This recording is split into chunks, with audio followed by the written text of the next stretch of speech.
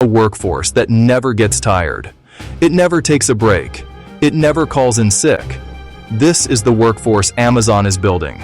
A new report suggests a startling number. Amazon's expanding robot army could put 600,000 jobs on the line. This number is not a far-off prediction. It is a possibility looming just a few years away. The issue is simple but massive. Machines are learning to do the jobs that people do now. This change is happening inside the giant warehouses that power our online shopping. It brings efficiency for the company, but it brings deep uncertainty for hundreds of thousands of American workers. It is about real technology being deployed today, on this day, October 23rd, 2025. Amazon has invested billions of dollars into automation. So, what do these new robots actually do? They are not the walking, talking machines of movies. They are specialized pieces of equipment designed for specific tasks. Think of them as highly efficient single-purpose workers. One common type is a small, flat robot, like a giant Roomba. It slides under tall shelves filled with products. It lifts the entire shelf and carries it across the warehouse to a human worker. That saves the worker from walking miles every day. The person can stand in one place while the goods come to them. Another key robot is the robotic arm. Using advanced cameras and sensors, they identify, grab, and sort items. Some arms can pick a single product from a mixed bin. Others place items into boxes for shipping. Picture a complex highway of conveyors and diverters. Robots scan barcodes on every package. They route each package to the correct chute for its destination. The numbers surrounding potential job losses are stark. While Amazon has not confirmed a specific target, internal documents and analyst reports paint a concerning picture. Some internal projections leaked to the press suggest automation could make certain roles nearly obsolete within years. A widely cited report says up to 600,000 U.S. jobs could be impacted by 2027. Workers in routine, predictable roles are most at risk. Pickers, packers, sorters, movers. Many of these are entry-level positions that don't require a college degree. They provide critical income for many families. The impact could hit small towns and rural areas, especially hard where a fulfillment center is the largest employer. If automation cuts that workforce in half, the economic shock would be devastating. One university study estimated one industrial robot leads to about 6 local human jobs lost. A logistics-focused report estimates 160,000 warehouse jobs could disappear by 2027. Amazon presents a positive vision of its automated future. The company says its goal is not to eliminate jobs, but to change them for the better. Amazon claims that robots will make work safer. They argue that machines can take over the most dangerous and strenuous tasks. As more robots are deployed, humans maintain, monitor, manage. Robot technicians, control room operators, logistics analysts. Amazon has pledged to invest over $1 billion in retraining programs. The promise?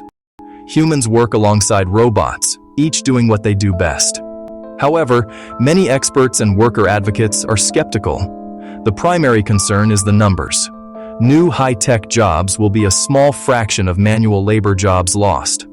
One robot technician might oversee 50 robots, which could displace 100 human workers. The math doesn't add up to 1 for 1. Retraining is a major hurdle. Time, resources, personal commitment. Retraining must be comprehensive, accessible, and lead to guaranteed jobs. Amazon's push toward automation is not happening in a vacuum. The company is a trendsetter in the world of retail and logistics. Its rivals are watching closely. When Amazon pioneers a technology that cuts costs and speeds up delivery, Walmart, Target, FedEx, UPS feel immense pressure to do the same. If they do not automate, they risk falling behind. They could lose customers to Amazon's faster, cheaper service. This creates a powerful ripple effect. Third-party logistics companies will also need to adopt robotics to compete. This could affect jobs at thousands of smaller warehouses across the country. The pressure to lower costs is constant. Automation is seen as the most effective way to achieve this. As the technology becomes cheaper and more reliable, it will become accessible to more and more companies. It will eventually touch every corner of the supply chain. This wider effect is what makes the issue so critical. Maria has worked in a small Ohio town for 5 years. She is a packer. Her job is to stand at a station for 10 hours a day, scanning items, placing them into boxes. You have to meet your rate, she says. Every hour they know how many boxes you've packed. For Maria, the job has been a lifeline. It pays better than most other jobs in her town. It allowed her to support her 2 children after her husband passed away. About a year ago, things started to change. The company installed new robotic arms in the section next to hers.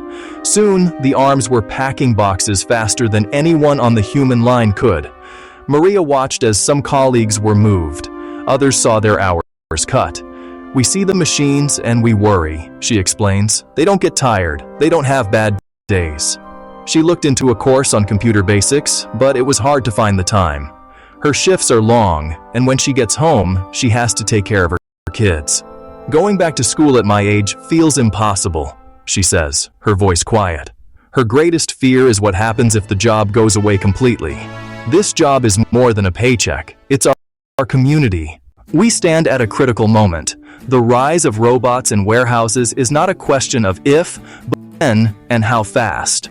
Automation can lead to greater efficiency, lower costs for consumers, safer working conditions for some tasks. However, the risks are just as clear. Widespread job displacement, growing inequality, the decline of small towns. The future of work is not just a technical problem, it is a human one. First, companies have a responsibility. They can choose to invest deeply in their current workforce. Create realistic and accessible retraining programs that lead to actual jobs within the company. Be transparent about their automation plans. Second, governments can play a role. Strengthen the social safety net. Fund community colleges and vocational schools. Third, we as a society must engage. How do we ensure profits from automation are shared broadly?